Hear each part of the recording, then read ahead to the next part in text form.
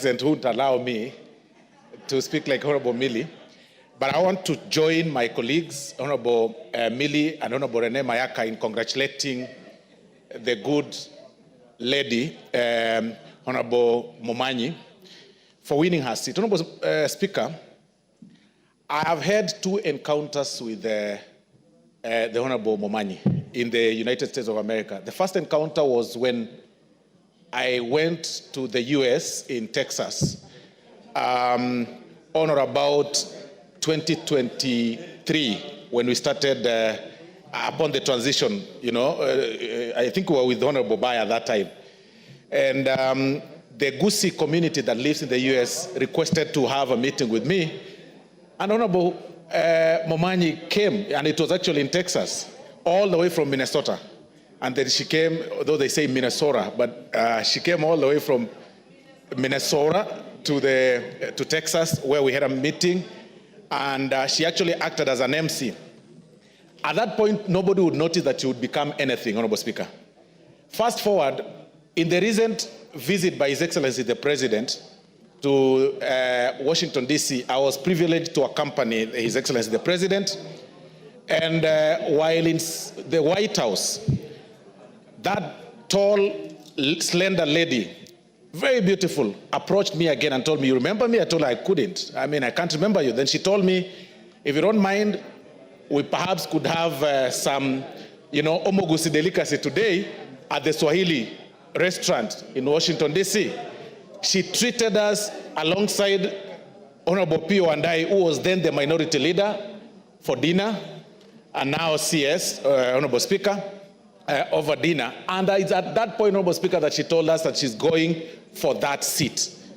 In fact, if Honorable Pio was to be here today, he would have told you that nobody saw it coming, because the way she expressed her interest, and with simplicity, you wouldn't imagine that at the end of the day, she will garner 65% to become victorious in that particular place. Honorable Speaker, that shows that no person is limited. We all have something that you can achieve. We all have some self-drive that really drives us towards achieving something. But what stood out yesterday, Honorable Speaker, when she was being interviewed by one of the local media houses, Honorable Speaker, is that she's not lost her identity, that she still speaks in Swahili and she still speaks in Gusii. That in itself, Honorable Speaker, is quite, you know, appealing. When we have people who go to study in India, Honorable Speaker, when they come back, you know, it's funny. When people go to the US, they come back with American accent. But when people go to India, they refuse to own the Indian accent of speaking in English. It is usually very funny. But even then, even with that very heavy accent, Honorable Speaker, she still speaks very well in Gusii language, owning that identity. That is something very commendable, Honorable Speaker, and that shows, Honorable Speaker, that we need to appreciate our cultures. We need to own up to where we've come and our history and our ties.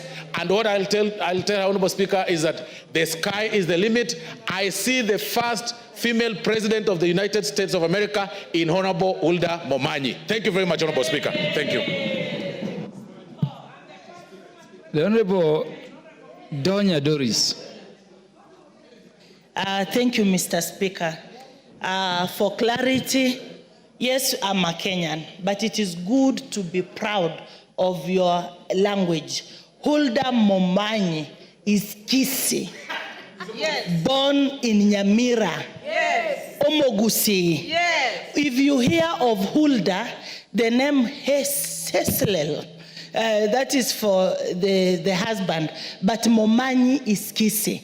Then she reminds us of the likes of Maraga, former Chief Justice, Senior Chief, the late Simeon Nyachai. Those are Kisiis. We are just proud. Kenyans, nothing is out of order when you recognize your people, Mr. Speaker. It is not wrong.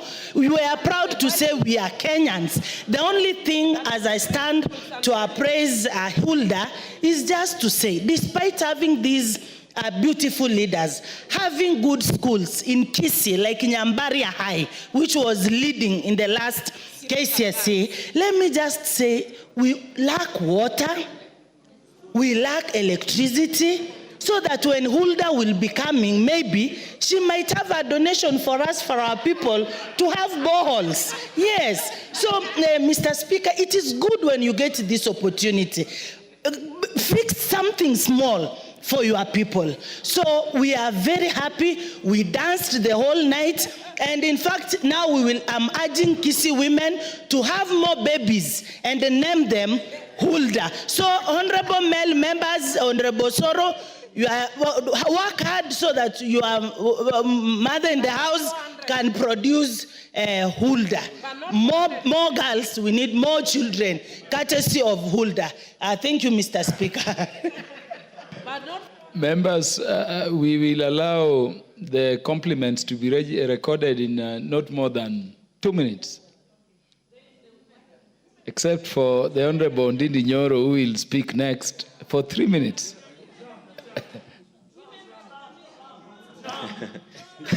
Thank you very much.